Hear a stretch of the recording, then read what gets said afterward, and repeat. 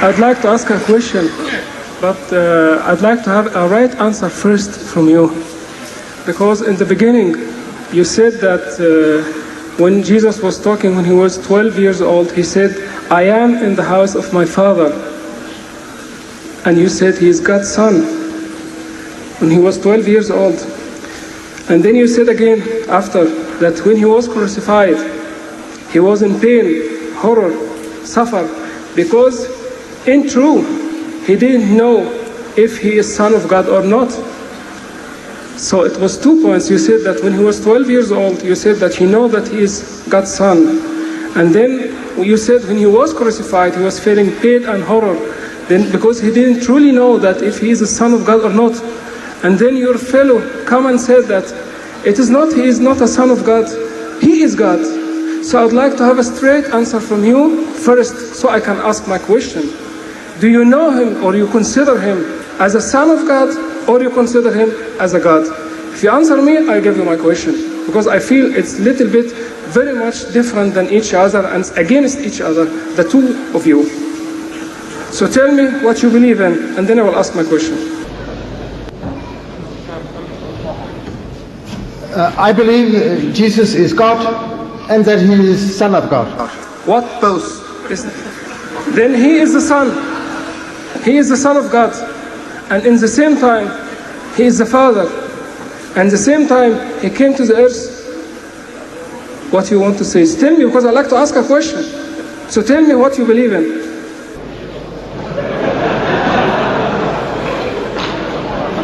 We say, both of us, that Jesus is God, part of the triune God, and that he is the Son of God. We do not say that he is the Father.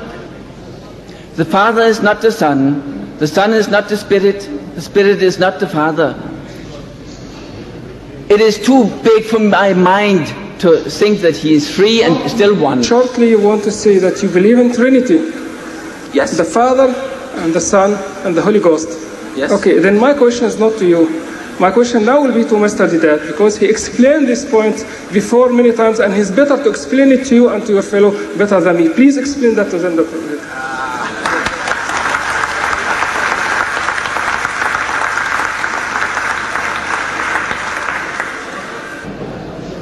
See, the Holy Quran tells us to tell them, وَلَا تَقُولُوا ثَلَاثَةً. Don't say Trinity. إِنْتَهُ خَيْرٌ لَكُمْ. This is topic. It will be better for you. إِنَّمَا اللَّهُ إِلَهٌ وَاحِدٌ. For your God is one God, He is not three in one. And this is the evidence we have from the Bible. This verse on the Trinity, you have it there in that Bible of yours, I know. That is the Authorized King James Version, the English one that you have. And then your Danish one is also based on the Authorized King James Version. This is not the... Right. Now, there you find in the first epistle of John, chapter 5, verse 7. First epistle of John, chapter 5, verse 7.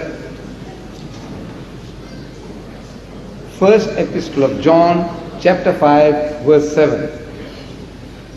Where it says, for there are three that bear record in heaven, the Father, the Word, and the Holy Ghost, and these three are one.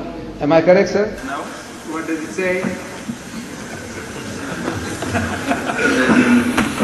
There are three witnesses, the Spirit and the water and the blood, and the three agree.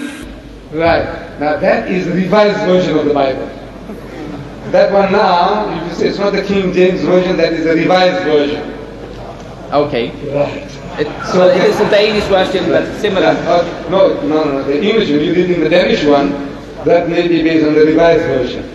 Now here is the revised version of the Bible, done by 32 scholars of the highest eminence, backed by 50 cooperating denominations of Christendom, and that verse is now thrown out as a fabrication.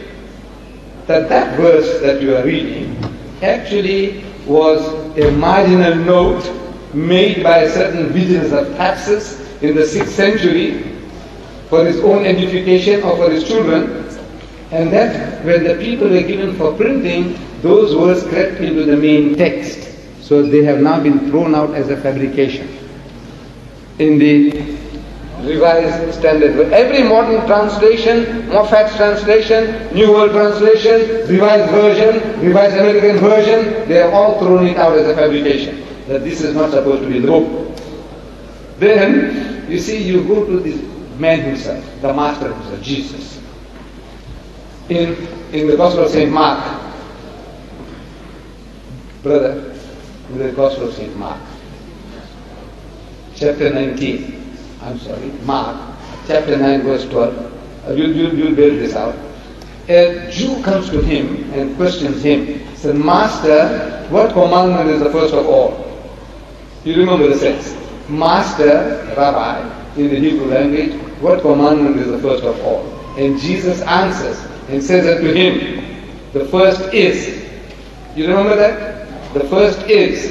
In Hebrew, he must have spoken in Hebrew to his people, Shema Israel Adonai Eloheinu Adonai Echad. Hear, O Israel, the Lord our God, the Lord is one. Is that the answer he gave? Yes. Right. Jesus Christ is questioned, what commandment is the first of all? And Jesus answers and says unto the Jewish learned man, scribe, a learned man, the first is, hear, O Israel, the Lord our God, the Lord is one.